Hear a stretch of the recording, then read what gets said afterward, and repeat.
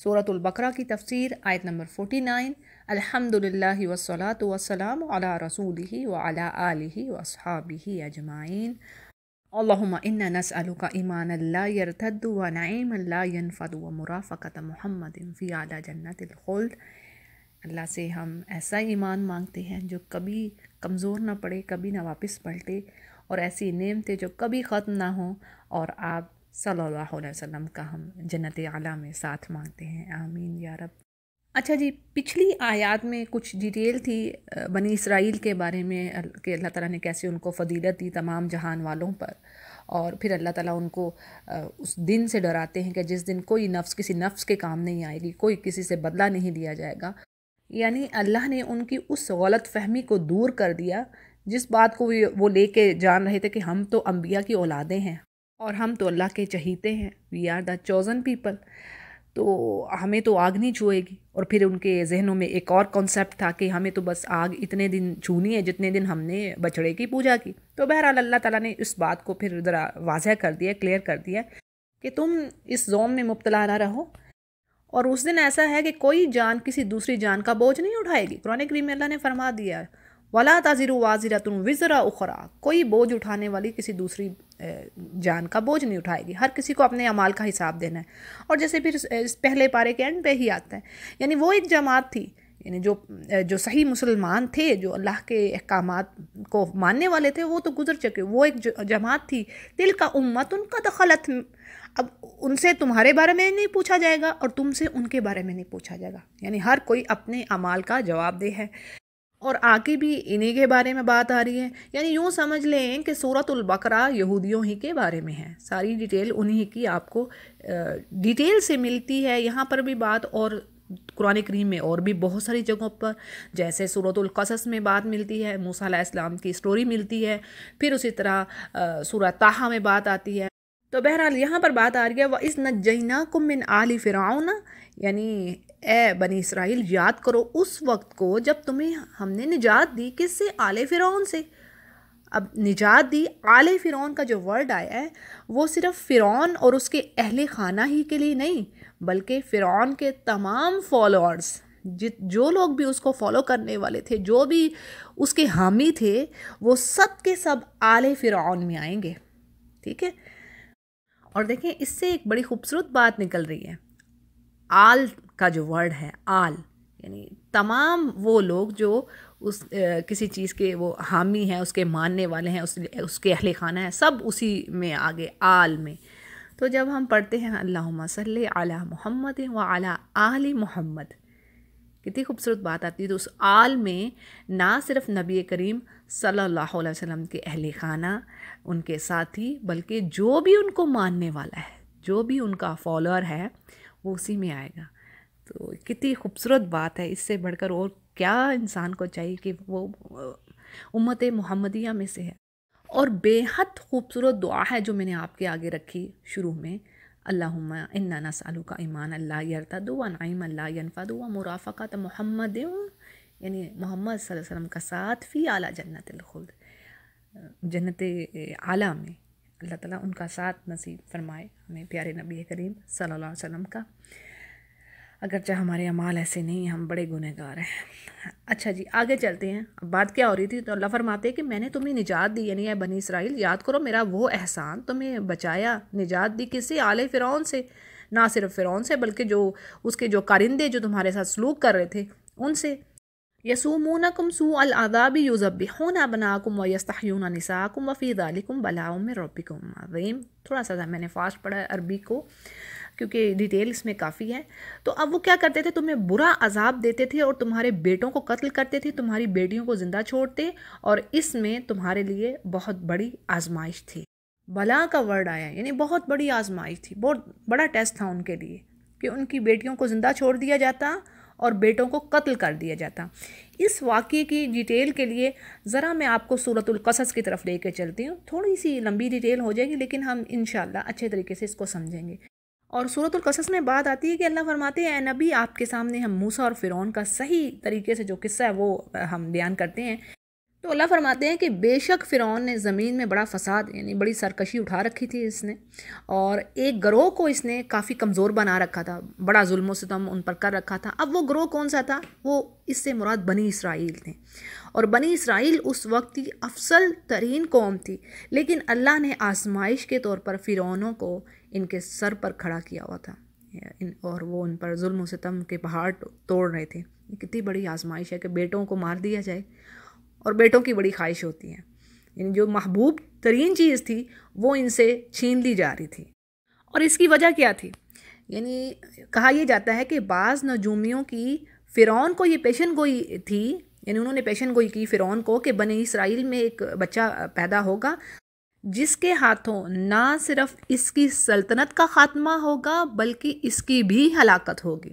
اور اس نے پھر اس کا حل یہ نکالا کہ ہر پیدا ہونے والے اسرائیلی بچے کو قتل کر دیا جاتا۔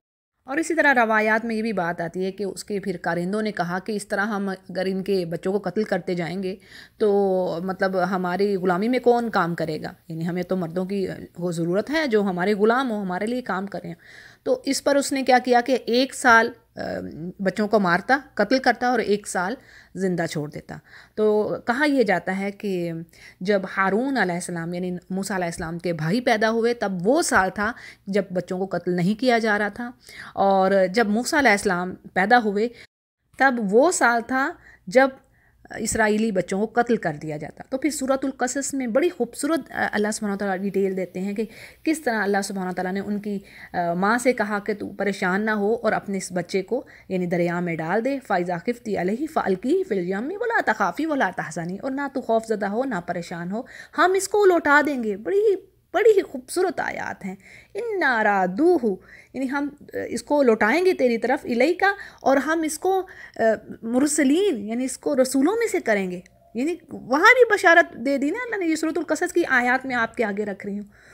اور پھر کیا ہے کہ فرعون کی بیوی آسیہ علیہ السلام اس بچے کو پکڑ لیتی ہیں اور اور فرعون سے کہتی ہیں کہ تم اسے قتل نہ کرو، ہو سکتا ہے لا تقتلوہ عسیٰ، ہو سکتا ہے کہ یہ ہمیں فائدہ دے اور ہم اس کو اپنا بیٹا بنا لیں۔ اور اللہ فرماتے وَهُمْ لَا يَشْعُرُونَ، انہوں نے کوئی شعور نہیں تھا، انہیں کچھ پتہ نہیں تھا یہ کس کو اٹھا رہے ہیں۔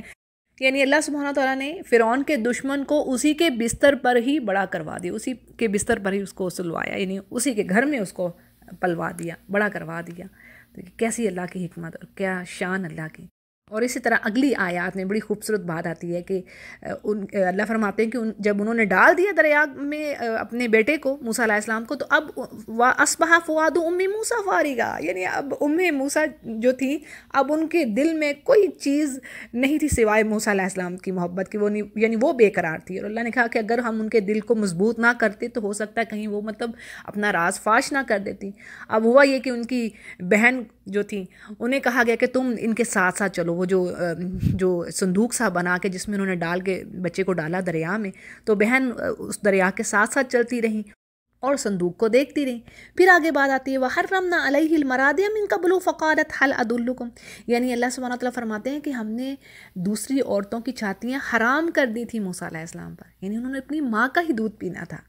تو جب کافی عورتوں کو بلوایا گیا ان کو دودھ پلوانے کے لیے، لیکن انہوں نے کسی کی چھاتی کو نہ پکڑا، تو پھر کہتے ہیں کہ فقالت، یہاں پر پھر بات آتی ہے جیسے یہ آیت میں بات ہے کہ فقالت، تو اس لڑکی نے کہا یعنی ان کی بہن نے کہا کہ میں کیا تمہیں ایسے گھرانے کی طرف گائیڈنس دوں، رہنمائی کروں، ایسے گھر کی طرف جو کہ اس کے لیے بھی یعنی اس کے بھی ویل وشر ہیں اور اس کو یعنی دودھ بھی پلایا جائے گا۔ پھر اللہ فرماتے ہیں فَرَدَدْنَاهُ إِلَىٰ أُمِّهِ، بس پھر ہم نے لوٹا دیا موسیٰ علیہ السلام کو ان کی ماں کی طرف تاکہ ان کی آنکھیں ٹھنڈی ہوں اور وہ یہ جان لے کہ اللہ کا وعدہ بالکل بے شک سچا ہے۔ تو جی بات یہ تھی کہ یہ تھوڑی سی میں نے ڈیٹیل دے دی موسیٰ علیہ السلام کی، ان کی لائف کی، اور یہ جو کچھ ہو رہا تھا وہاں پر۔ اسی طرح ایک اور روایت میں بات ہے کہ بعض کہتے ہیں کہ حضرت ابراہیم علیہ السلام کی طرف سے یہ خوشخبری چلتی آ رہی تھی کہ ان کی نسل سے یعنی ابراہیم علیہ السلام کی نسل سے ایک بچہ پیدا ہوگا جس کے ہاتھوں سلطنت مصر کی تباہی ہوگی۔ اور قبطیوں نے یہ جو خوشخبری تھی، یہ جو بشارت تھی، یہ سن رکھی تھی، اور انہوں نے فرعون کو اس بات سے آگاہ کیا جس پر اس نے بنی اسرائیل کے بچوں کو قتل کروانا شروع کر دیا۔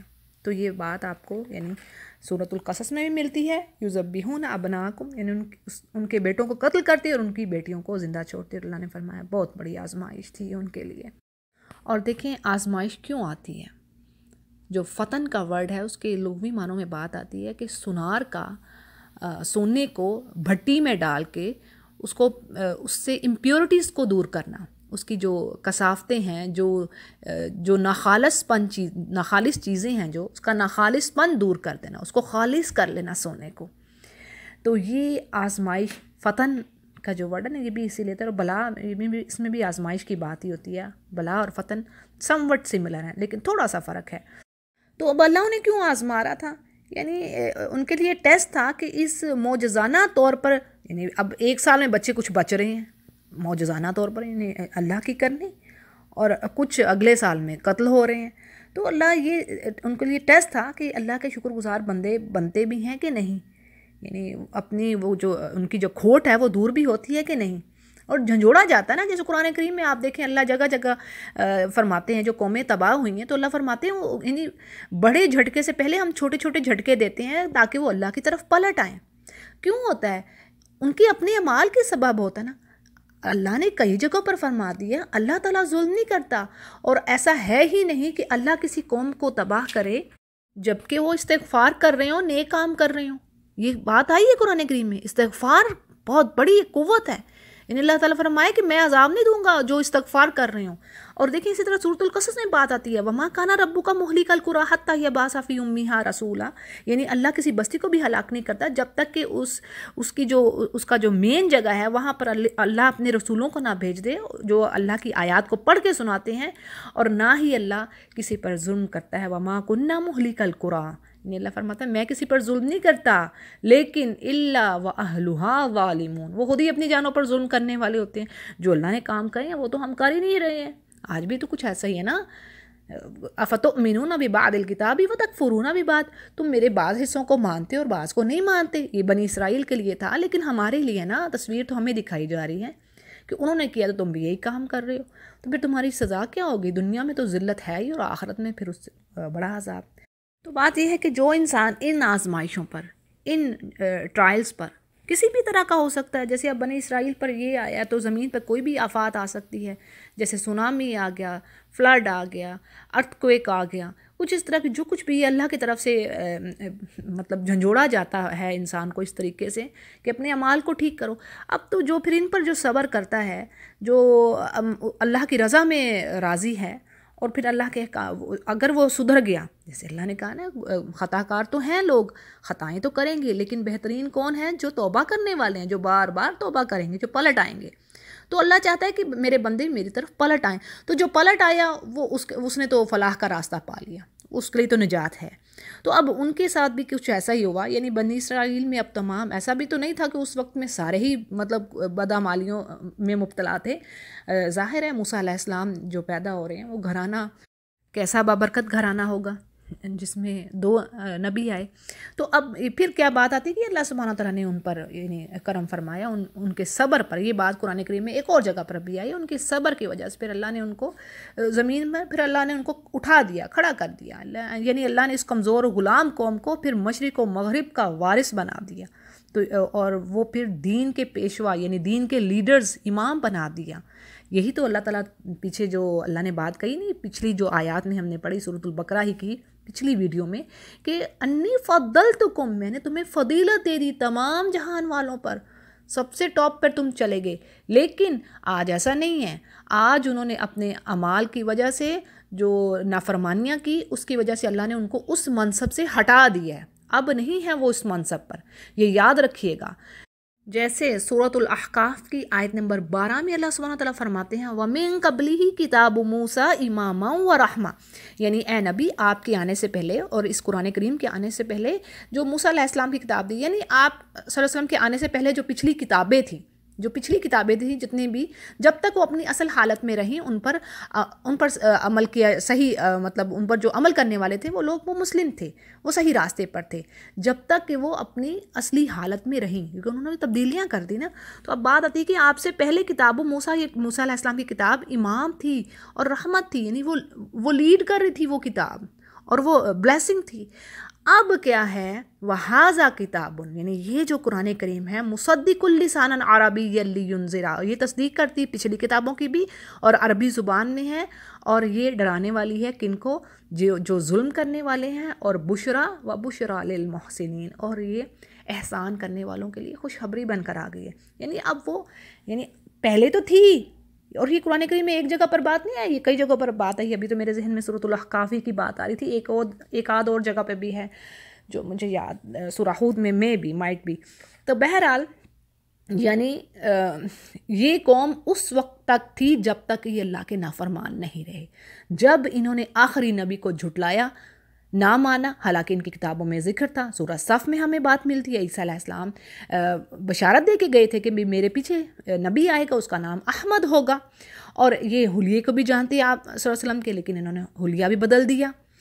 اور جیسے آتا ہے سیقول میں، ہم شروع ہی کی آیات میں کیا پڑھتے ہیں کہ اللہ نے فرمایا، اے نبی یہ آپ کو اس طرح جانتے ہیں جیسے کہ اپنے بیٹوں کو۔ لو، ایسی مثال اللہ نے دی کہ اب اس کے بعد کوئی بات ہی نہیں رہ جاتی، کوئی جواب ہی نہیں رہ جاتا، ایسی زبردست مثال دے دی کہ یہ نبی آپ کو جانتے ہیں، خوب جانتے ہیں، ان کو پتہ ہے کہ نبی آنا تھا، اور ان کتابوں میں نبی کریم صلی اللہ علیہ وسلم کا نام بھی لکھا تھا اور حلیہ مبارک بھی بتا دیا گیا تھا، لیکن انہوں نے سب بدل دیا، اور ان کو خوب پتہ ہے۔ تو بات یہ ہے کہ ان کو فضیلت دی تھی، لیکن آج ان کو ہٹا دیا گیا ان کی اس پوزیشن سے، اور آج the only book is the قرآن کریم that guides the people toward the straight path, یعنی کہ جو سیدھے راستے کی طرف لے جانے والی اب ایک ہی کتاب ہے، وہ ہے قرآن کریم۔ اور نبی کریم صلی اللہ علیہ وسلم پر ایمان لائے بغیر کوئی یہودی ہو، کوئی نصارہ ہو، وہ جنت میں نہیں جائے گا، ٹھیک ہے، یہ اوتھینٹک حدیث ہے۔ تو جی امید ہے اس آیت کی وضاحت اب آپ کو اچھے سے سمجھ آ گئی ہوگی، یعنی اس کے پیچھے ڈیٹیل کیا تھی، ہسٹری کیا تھی، وہ کچھ میں نے آپ کے آگے رکھ دی، ٹھیک ہے جی، اور جگہوں جگہوں پر آپ کو ملے گی بھی یہ قرآن کریم میں۔ پھر آگے بات ہے، وَإِذْ فَرَقْنَا بِكُمُ الْبَحْرَ فَأَنْجَيْنَاكُمْ وَأَغْرَقْنَا آلَ فِرْعَوْنَ وَأَنْتُمْ تَنظُرُونَ، اور جب ہم نے پھاڑا سمندر کو اور تمہیں نجات دی، اور غرق کر دیا کس کو، آل فرعون کو، اور تم دیکھ رہے تھے۔ یہ بات سورہ شورى میں بھی بڑے خوبصورت انداز میں آئی ہے۔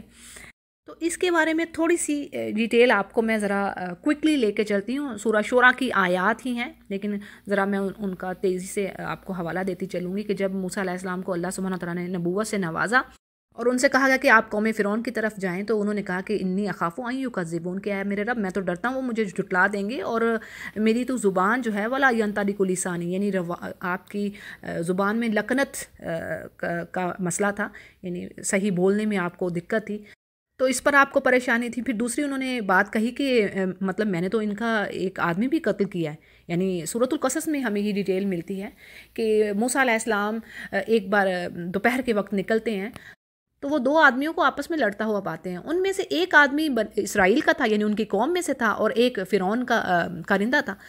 اب وہ جو اسرائیلی تھا اس نے آپ سے مدد طلب کی، آپ نے ایک جو گھونسا اسے مارا، تو وہ ظاہر آپ تو نبی تھے، وہ ایک ہی مطلب اس ضرب پر مارا گیا، اور اس پر یعنی فرعون کے جو آدمی تھے وہ آپ کو قتل کرنے کے در پہ تھے، تو آپ وہاں سے نکل کھڑے ہوئے اور مدین کی طرف پھر آپ نے رخ کیا۔ سورۃ القصص میں بڑی پیاری ڈیٹیل آپ کو یہ ساری ملتی ہے، مدین کی طرف آپ کا پھر رخ ہو گیا۔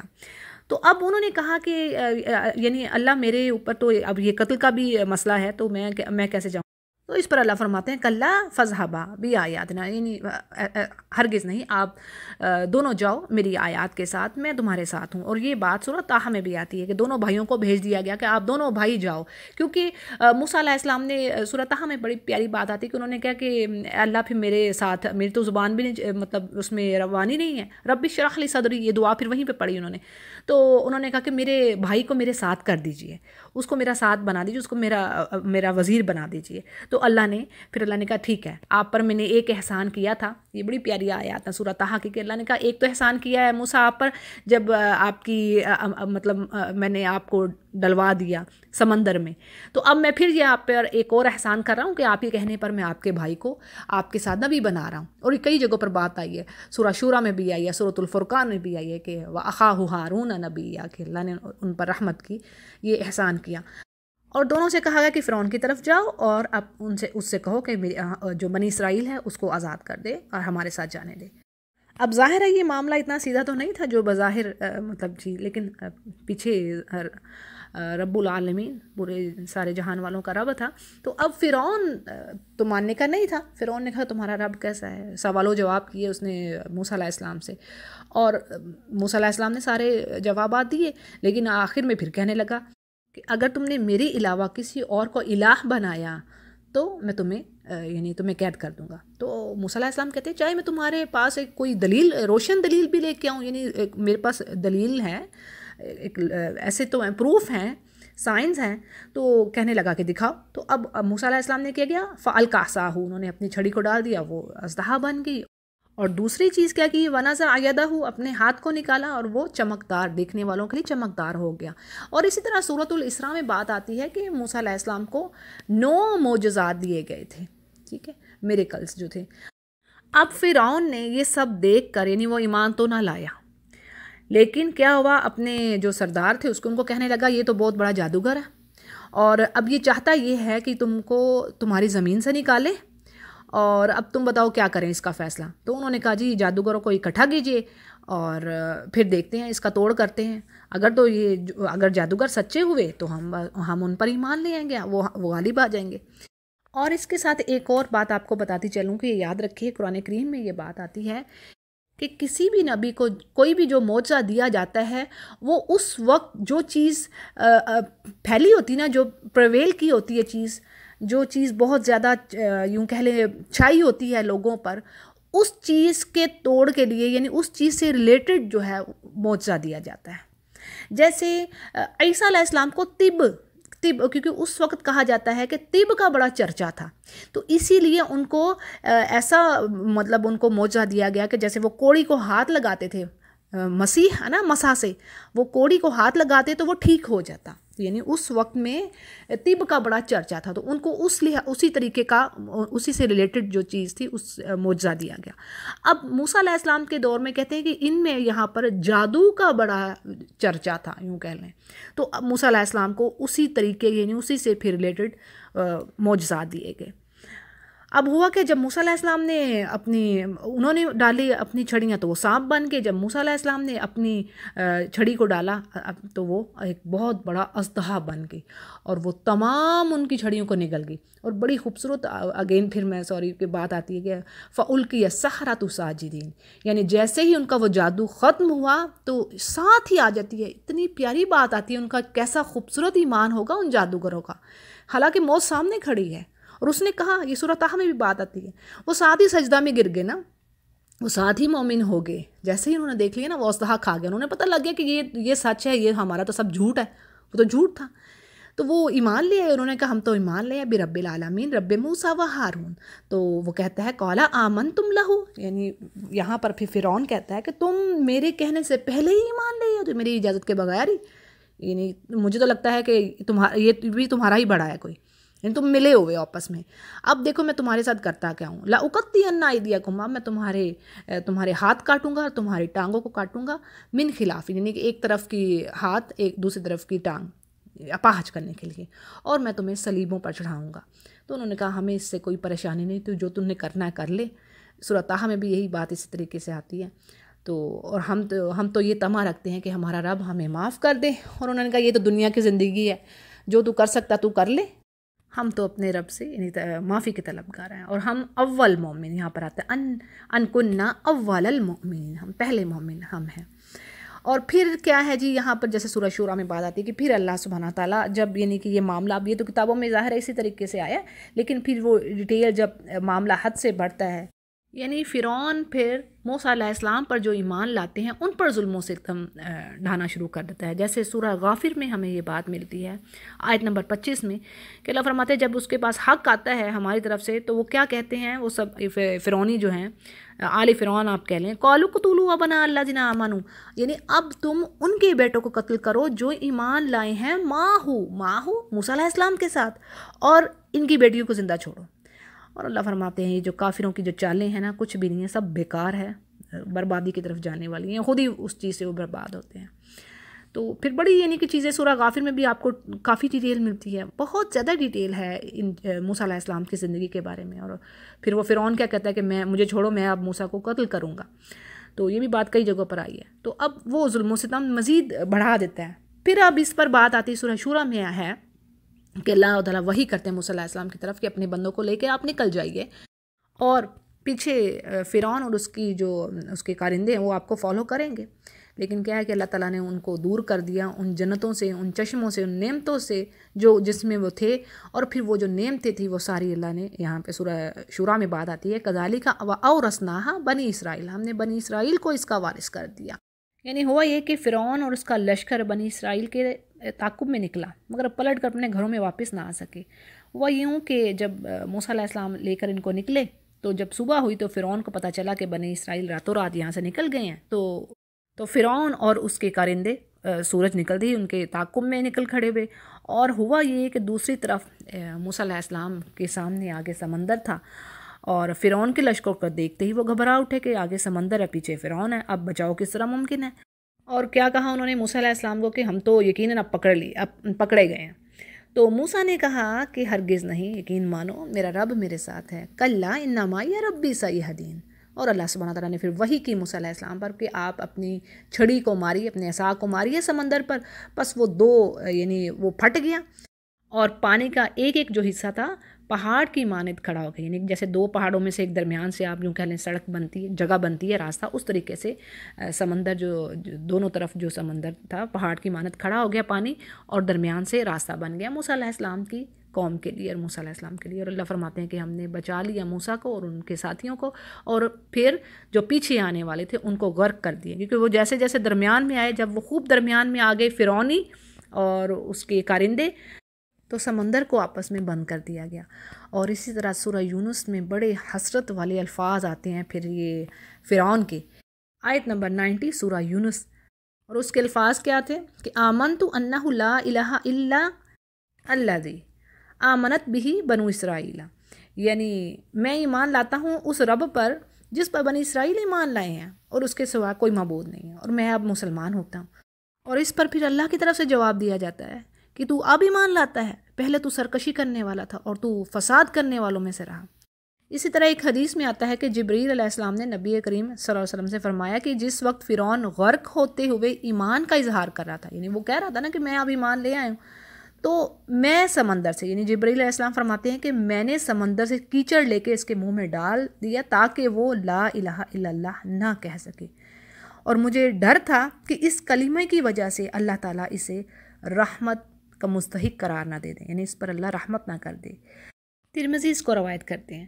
اور پھر اللہ سبحانہ تعالیٰ نے کیا فرمایا کہ آج ہم تیری لاش کو نجات دیں گے، یعنی تیرا جسم ہے اس کو بچا لیں گے، اور تجھے نشان عبرت، یعنی باقی آنے والوں کے لیے عبرت کا نشان بنائیں گے. تو جی یہ تھی اس چھوٹی سی آیا کی یہاں پر ڈیٹیل، یعنی جگہ جگہ اللہ سبحانہ تعالیٰ نے الحمدللہ بڑے خوبصورت انداز میں یہ قصہ بیان کر دیے. سورہ شعراء میں نے آپ کو بتا دی، یہ 3 پیجز میں تقریباً بات آتی ہے جو پھیلی پڑی، اور میں نے آپ کو ذرا کوئکلی ایک جیسے کہنے کے ریویو کیا ہے ہم نے ان آیات کا، اور کچھ میں نے سورہ یونس سے بھی بات لی، آپ کو وہ بھی بتا دی ہے. تو یہ اس طریقے سے اللہ تعالیٰ نے فرمایا کہ میں نے بچایا تم لوگوں کو، اور میں نے غرق کر دیا فرعون کو، اور تم سب دیکھ رہے تھے. ٹھیک ہے. پھر آگے بات آتی ہے، اور جب ہم نے وعدہ کیا وَإِذْ وَعَدْنَا مُوسَىٰ 40 لَيْلَةً ثُمَّ اتَّخَذْتُمُ الْعِجْلَ مِن بَعْدِهِ وَأَنْتُمْ ظَالِمُونَ. اور جب ہم نے موسیٰ علیہ السلام سے یعنی 40 دن جب ان کو بلایا، اور اس کے پیچھے تم لوگوں نے کیا کیا کہ بچڑے کو اپنا معبود بنا لیا. اس واقعے کی ڈیٹیل بھی ہمیں سورہ طٰہٰ میں ملتی ہے. اور یہ جو واقعہ ہے یعنی بچڑے کی پوجا کرنے کا واقعہ، یہ تب ہوا جب فرعونیوں سے نجات پانے کے بعد جو بنی اسرائیل تھی وہ ایک جزیرہ جس کا نام سائنا کہا جاتا ہے، یعنی وہاں سے نجات پا کر جب وہ میدان میں آئے تو اللہ سبحانہ تعالیٰ نے وہاں پر بھی ان پر بہت سارے انعامات کیے، بادلوں کا سایہ کیا، من و سلوہ دیا، جیسے کہ پیچھے ہم پڑھ چکے ہیں. اور پھر کیا تھا کہ موسیٰ علیہ السلام کو اللہ سبحانہ تعالیٰ نے تورات دینے کے لیے، یعنی کتاب دینے کے لیے 40 راتوں کے لیے کوہ طور پر بلا لیا، جیسے کہ سورہ طٰہٰ میں بات آتی ہے کہ اللہ فرماتے ہیں وما آجلک عن قومک یا موسیٰ، یعنی موسیٰ آپ کو اپنی قوم سے غافل کر کے کون سی چیز جلدی لے آئی. تو اس پر انہوں نے کہا کہ میرے رب، وہ لوگ تو میرے پیچھے پیچھے ہی ہیں، اور میں نے تیری طرف جلدی کی ہے تاکہ تو خوش ہو جائے. یعنی بات یہ تھی کہ سمندر پار کرنے کے بعد موسیٰ علیہ السلام بنی اسرائیل کے سرداروں کو، یعنی ان کے کچھ جو لیڈرز تھے ان کو لے کر کوہ طور کی طرف جا رہے تھے. اب اللہ کے اپنے رب کے شوق ملاقات کی شوق میں وہ تیز رفتاری سے اپنے ساتھیوں کو پیچھے چھوڑ گئے. تو سوال کرنے پر کہا کہ وہ تو بس مطلب میرے پیچھے ہی آ رہے ہیں، بلکہ یہ ہے کہ وہ میرے پیچھے کوہ طور کے قریب ہی ہیں اور میری واپسی کے منتظر ہیں. تو اس پر اللہ سبحانہ وتعالیٰ فرماتے ہیں کہ ہم نے تیری قوم کو تیرے پیچھے آزمائش میں ڈال دیا ہے اور انہیں سامری نے بہکا دیا ہے. یعنی سامری نے پیچھے وہ جو سونا، تھوڑی سی اب میں ذرا بات پیچھے لے کے چلتی ہوں.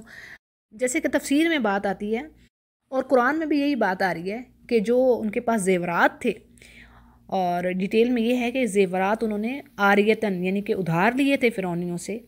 اب سامری نے کیا کیا ان زیورات کے ساتھ، یعنی ان کو اس نے تپا کر ایک بچڑا بنا دیا جس میں ہوا کے اندر باہر جانے سے ایک قسم کی آواز پیدا ہوتی. اور پھر اسی طرح سورہ طٰہٰ میں آتا ہے کہ وہ کہتا ہے کہ بھی تمہارا الہ تو یہ ہے، موسیٰ تو بھول گیا اپنے الہ کو، تو اصل میں تو تمہارا الہ یہ ہے.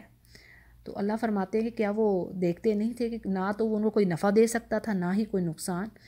اور ہارون علیہ السلام جس کو موسیٰ علیہ السلام اپنا جانشی مقرر کر گئے تھے اپنے پیچھے، یعنی جب وہ 40 روز کے لیے گئے تو پیچھے اپنا جانشی مقرر کر گئے، لیکن کیا تھا کہ ہارون علیہ السلام کی انہوں نے بات کو نہ مانا. جیسے انہوں نے کہا کہ تمہارا رب تو رحمان ہے، فاتبعونی، مجھے فالو کرو، میری بات سنو. تو انہوں نے کہا جی ہم تو نہیں باز آنے والے، یعنی ہم تو نہیں ہٹیں گے اس بچھڑے کے اراؤنڈ چکر لگانے پر یہاں تک کہ حتیٰ یرجع الینا موسیٰ، یعنی موسیٰ علیہ السلام آئیں گے تبھی ہم باز آئیں گے، ہم تو نہیں ہٹنے والے، ابھی تک تو ہمارا الہ یہ ہے. نعوذ باللہ، استغفر اللہ. یعنی دیکھیں یہاں پر اللہ سبحانہ تعالیٰ کیا فرما رہے ہیں کہ اتنی نعمتیں تم پر کیں، تمہیں موت سے نجات دی، پھر تمہارے اوپر بادلوں کا سایہ کیا، من و سلوہ، کھانا پینا تمہیں عطا کیا، سب کچھ اللہ نے دیا، اور ابھی کتنا ٹائم گزرا ہے، اور یعنی تمہارا ہی پاس نبی کے جانے کی دیر ہوئی اور پیچھے تم نے کیا کر لیا. اب ہوا یوں کہ جب موسیٰ علیہ السلام کو پتہ چلا، فرجع موسیٰ الی قومہ غضبان آسفا، وہ غصے میں بھرے ہوئے اپنی قوم کے پاس واپس آئے اور کہنے لگے کہ اے میری قوم، کتنا لمبا وقت گزر چکا تھا، یہ علم یعدکم ربکم، تمہارے ساتھ تمہارے رب نے کیا وعدہ نہیں کیا تھا، وعدن حسنا، یعنی اس سے مراد جنت کا یا فتح کا وعدہ، کہ اگر وہ تم دین پر قائم رہتے ہو تو تمہیں جنت دے گا، تمہیں اللہ کامیاب کرے گا، اللہ تمہیں فضیلت دے گا تمام جہان والوں پر. وہی بات جیسے اللہ نے کی اگر تم تورات پر عمل کرتے ہو. تو یا پھر کیا ہوا کہ تم پر اس عہد کو اتنی مدت دراز ہو گئی کہ تم سب کچھ بھول گئے اور تم نے بچڑے کی پوجا شروع کر دی ہے. اب کہا یہ جاتا ہے کہ غصے میں، جب بلکہ یہ آیات ہے کہ انہوں نے اپنے بھائی ہارون کی داڑھی کو پکڑ لیا اور کہنے لگے کہ اے ہارون، آپ انہیں گمراہ ہوتا دیکھ رہے تھے تو آپ کو کس چیز نے روکا تھا تو کہ آپ میرے پیچھے نہ آئے. تو اس پر ہارون علیہ السلام کہتے ہیں کہ اے میرے بھائی، میری داڑھی نہ پکڑ، نہ ہی میرے سر کے بال کھینچ، بلکہ مجھے تو یہ خوف تھا، یعنی یہ اندیشہ تھا کہ کہیں ایسا نہ ہو کہ آپ یہ کہیں کہ تو نے میری قوم میں تفرقہ ڈال دیا اور میری بات کا انتظار نہ کیا. اور اسی طرح سورۃ الاعراف میں بھی ہارون علیہ السلام کا جواب آتا ہے کہ انہوں نے کہا کہ میری قوم نے مجھے کمزور خیال کیا اور مجھے قتل کرنا چاہتے تھے، یعنی جس کا مطلب یہ ہے کہ ہارون علیہ السلام نے اپنی ذمہ داری پوری طرح نبھائی اور انہیں سمجھانے کی کوشش کی، لیکن وہی استغفر اللہ کہ جب دلوں میں ٹیڑھ آ جائے تو پھر اس کو کون سیدھا کرے. جیسے اللہ سبحانہ وتعالیٰ نے سورہ صف میں کہہ دیا فلما زاغوا ازاغ اللہ قلوبہم واللہ لا یہدی القوم الفاسقین، یعنی جب ان کے دل ٹیڑھے ہوئے تو اللہ نے ان کو اور ٹیڑھا کر دیا، اور اللہ تعالیٰ فاسقوں کو اور ظالموں کو ہدایت نہیں دیتا. جگہ جگہ یہ بات آتی ہے. آگے بھی اس کی بڑی خوبصورت ڈیٹیل ہے کہ کیا سامری کے ساتھ ہوا اور کس طرح پھر موسیٰ علیہ السلام نے اس بچڑے کو تو آگ میں جلا ڈالا اور انہیں کہا کہ بھی تمہارا رب تو صرف اللہ ہی ہے، اس کے سوا کوئی عبادت کے لائق نہیں ہے. اور اس سے پھر یہ بھی چیز پتہ چلتی ہے کہ شرک کے آثار بھی ختم کر دینے چاہیے، کہ چاہے وہ کتنی ہی مقدس ہستیوں کی طرف مطلب وہ جا رہے ہوں، لیکن یہ ہے کہ جیسے آپ دیکھیں یہاں پر بھی اسی طرح ہے کہ قبروں کو پکا نہیں کیا جاتا. جیسے اب ہمارے ہے کہ جہاں پر کوئی نیک شخص فوت ہوا ہے اب اس کی وہاں تو مزار ہی بن جائے گا. تو اس طرح کی جو چیزیں ہیں نا یہ بھی یعنی یہ شرک کی طرف جاتی ہیں، اور اس کا انجام بڑا بھیانک ہے، کیونکہ آگے بات آئے گی کہ ان کے لیے اب پھر اللہ نے سزا کیا رکھی. کوئی چھوٹی موٹی بات نہیں ہے یہ شرک کر لینا، پھر اس پر سزا کیا ہے. یعنی اگرچہ اللہ نے فرمایا ثم عفونا عنکم من بعد ذلک لعلکم تشکرون، یعنی اگرچہ اللہ نے ان کو معاف کر دیا تاکہ وہ شکر گزار بنے، لیکن اب اس کے پیچھے سزا تھی جو آگے ہم اگلی آیات میں پڑھیں گے۔ اور اسی طرح یہ بھی بات روایات میں آتی ہے، گائے اور بیل کی جو پرستش کا مرض تھا نا، یہ اصل میں بنی اسرائیل کی ہمسایہ اقوام میں پھیلا ہوا تھا۔ مصر اور کنعان میں اس کا عام رواج تھا، یعنی یہ بھی ایک تفسیر میں بات آتی ہے۔ اور یوسف علیہ السلام کے بعد بنی اسرائیل جب ان کا ڈکلائن ہوا بنی اسرائیل کا، تو رفتہ رفتہ قبطیوں کے وہ غلام بنے، تو ان میں بھی یہ مرض، یعنی بچھڑے کی پوجا کرنے کا مرض جو تھا وہ پھیل گیا تھا، اور یہ مرض انہوں نے اپنے حکمرانوں سے لیا تھا۔ اور بچھڑے کی پرستش کا واقعہ بائبل کی کتاب خروج باب 32 میں تفصیل کے ساتھ، ڈیٹیل کے ساتھ لکھا ہوا ہے۔ اور آگے بات آتی ہے وَإِذْ آتَيْنَا مُوسَى الْكِتَابَ وَالْفُرْقَانَ لَعَلَّكُمْ تَهْتَدُونَ۔ اور آگے کہا جا رہا ہے کہ وَإِذْ، اور جب، یعنی بنی اسرائیل یاد کرو وہ وقت بھی جب تم یہ ظلم کر رہے تھے، اور ہم نے موسیٰ علیہ السلام کو کتاب دی اور فرقان، فرق کر دینے والی حق اور باطل کے درمیان، اور یہاں پر تورات ہی کو فرقان کہا گیا ہے۔ اور جیسے کہ پیچھے بات ہوگی کہ یہ کتاب اس وقت تک ان کے لیے رہنمائی اور رحمت کا باعث تھی جب تک کہ اس میں تبدیلی نہیں آئی اور وہ اس پر عمل کرتے ہوئے ہیں۔ لیکن آج جب اس کی بگڑی ہوئی حالت ہے، کیونکہ قرآن کریم میں ہم یہ سورۃ البقرہ میں ہی پڑھ چکے، کئی جگہوں پر اور بھی بات ہے کہ اپنے ہاتھوں سے وہ کتاب لکھتے اور کہتے کہ یہ تو اللہ کی طرف سے ہے۔ تو پھر آگے بات ہے جی وَإِذْ قَالَ مُوسَىٰ لِقَوْمِهِ، اور جب موسیٰ نے اپنی قوم سے کہا کہ اے میری قوم، یعنی اب جو انہوں نے کام کیا تھا شرک والا، اب اس کی سزا تو تھی، ایسے تو چھوٹ نہیں نہ جانی تھی بات۔ یا قوم انکم ظلمتم انفسکم، اے میری قوم تم نے ظلم کیا ہے اپنے نفسوں پر، باتخاذکم العجل، تم نے بچڑے کو معبود بنا کر۔ اب کیا ہے فتوبو، اب توبہ کرو اپنے رب کی طرف، بارئکم، اور قتل کرو اپنے نفسوں کو، یہی تمہارے لیے بہتر ہے، ذالکم خیر لکم عند بارئکم فتاب علیکم، تاکہ وہ تمہاری توبہ قبول فرمائے، اور وہ بہت توبہ قبول کرنے والا ہے، بار بار توبہ قبول کرنے والا ہے۔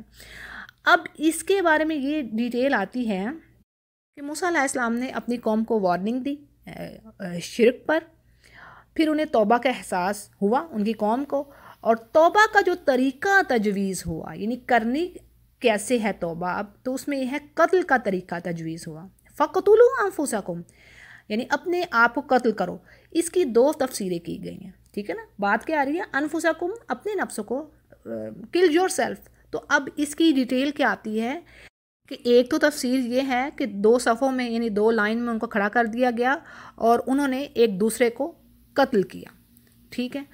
اب دوسری یہ آتی ہے بات، دوسری تفسیر، دوسری اوپینین کہہ لیں، یہ ہے کہ جنہوں نے شرک کیا تھا ان کو ایک لائن میں کھڑا کر دیا گیا، اور جو کہ اس سے محفوظ رہے تھے، کچھ لوگ تھے ایسے جنہوں نے شرک نہیں کیا تھا، اب ان کو دوسری لائن میں آمنے سامنے یوں کہہ سکتے ہیں آپ، اور پھر جنہوں نے شرک نہیں کیا تھا انہیں حکم دیا گیا کہ وہ قتل کریں ان کو جنہوں نے قتل کیا۔ سو انہوں نے قتل کیا، اور مقتولین کی تعداد 70,000 بیان کی جاتی ہے۔ اللہ تعالیٰ تو ہمیں شرک سے بچا۔ ابن کثیر کی یہ تفسیر ہے کہ 70,000 بیان کی جاتی ہے جو قتل ہوئے۔ اب دیکھیں یہ چھوٹی بات تو نہیں تھی، ہمارے اب سمجھنے کو بات کیا ہے، ہمارے لیے کام کرنے کو کیا ہے کہ یہ چھوٹی بات نہیں ہے شرک کرنا۔ شرک از دا بگیسٹ، اللہ نے کہا ان شرک لظلم عظیم، قرآن میں اللہ نے کہہ تو دیا، اور یہ واقعہ ہمیں ہلا دینے کے لیے کافی ہے۔ بھئی یہ جو شرک ہے یہ بہت بڑا ظلم ہے، سارے گناہوں سے بڑھ کر ہے، اللہ کے ساتھ نہ شرک کرنا، اللہ کے ساتھ کوئی پارٹنر نہ بنانا، نہ خفی، نہ چھوٹا شرک، نہ کچھ بڑا شرک۔ آج چھوٹا شرک بھی ہو رہا ہے، خفی چھپے چھپے شرک جو ہیں، ٹھیک ہے، یہ جو تعویذ گنڈے، یہ درباروں پہ جانا، یہ جو چیزیں ہیں یہ سب شرک کی طرف لے جانے والے، یعنی دوسروں سے آپ مدد مانگ رہے ہیں، بھی مدد تو اللہ سے مانگنی ہے، بڑی سمپل سی بات ہے، اس میں شرک کا پہلو آپ کو نظر آ سکتا ہے۔ آپ کہیں جی وہ کیسے، تو وہ ایسے کہ جا کے قبروں سے، جو تو خود قبر میں مدفون ہے بندہ، وہ کیسے آپ کی مدد کرے گا؟ بھائی اس رب سے مانگیے، اس رب سے مانگیے ہر چیز، آپ تو پھر پارٹنر بنا رہے ہیں۔ آپ جو اس کی صفت ہے، دینا تو اس نے، عطا تو وہ ہے، معطی وہ ہے، دینے والا تو وہ ہے، اب آپ اس کی جگہ دوسرے کو اس کی صفت کے برابر کر رہے ہیں کہ یہ ہمیں عطا کرے گا، یا رب۔ تو یہ شرک بہت بڑی، یہ غلاظت بہت بڑا، یہ ہلاک کر دینے والا جرم ہے۔ اسی لیے میں اپنے گروپس میں بھیجتی ہوں، اور شیخ کی میں نے ویڈیو بھی بھیجی کہ اس میں شیخ نے کہا ہے کہ اس کو واجب کر لیے، دعا کو، ایک دعا ہے اس کو واجب کر لیں اپنے اوپر۔ وہ کیا دعا ہے؟ اللہم انا نعوذ بک من ان نشرک بک شیئا نعلمہ ونستغفرک لما لا نعلم۔ ٹھیک ہے، نون سے بھی آتی ہے اور الف سے، حمزہ سے بھی آتی ہے، یعنی ہم کا صیغہ ہم اور میں کا، ٹھیک ہے. تو اسی لیے اس کو واجب کر لیں اس دعا کو. یہ لیسن ہے ہمارے لیے اس تمام واقعے سے. اس کو یوں ہی نہیں پڑھ کر سن کر گزر جائیے. بچیے شرک سے، دعا مانگیے اللہ مجھے شرک سے بچا، مجھے اپنے اوپر توکل کرنے کی اسٹرینتھ دے، میرے ایمان کو بڑھا. اور اس میں ہم دعا میں یہی تو مانگتے ہیں کہ اللہ ہم پناہ مانگتے ہیں ایسے شرک سے جو کہ ہم ظاہری طور پر کر رہے ہیں، اور ایسا جو ہمیں جس کا پتہ نہیں ہے.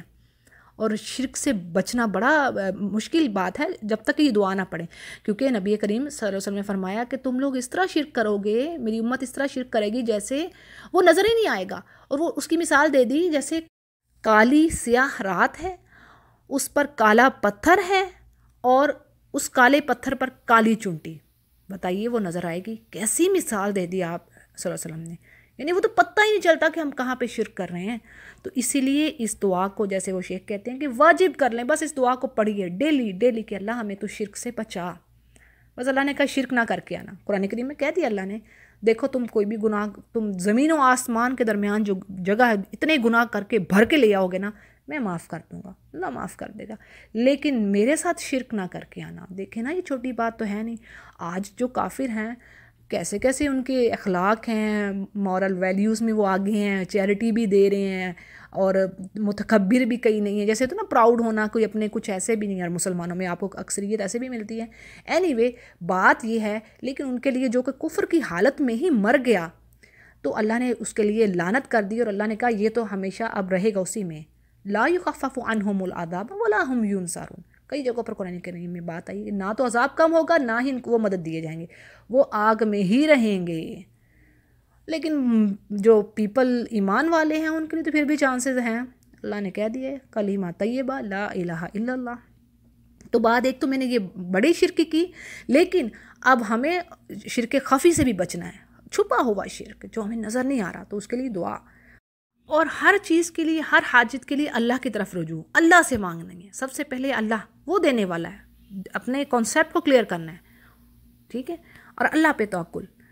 تو جی یہ تھی اس آیت کی ڈیٹیل، اور ہمارے لیے اس میں بہت بڑا لیسن کہ شرک سے پاک زندگی گزارنی ہے. اور آگے اللہ سبحانہ وتعالیٰ فرماتے ہیں وَإِذْ قُلْتُمْ يَا مُوسَىٰ، جب تم لوگوں نے، یعنی یہاں پر بنی اسرائیل کی بات آ رہی ہے کہ انہوں نے موسیٰ علیہ السلام سے کیا کہا، لن نؤمن، ہم تو ایمان نہیں لائیں گے، ہرگز نہیں ایمان لائیں گے ہم تو اے موسیٰ تجھ پر، لکا، حتیٰ یہاں تک کہ ہم اللہ کو ظاہر دیکھ لیں.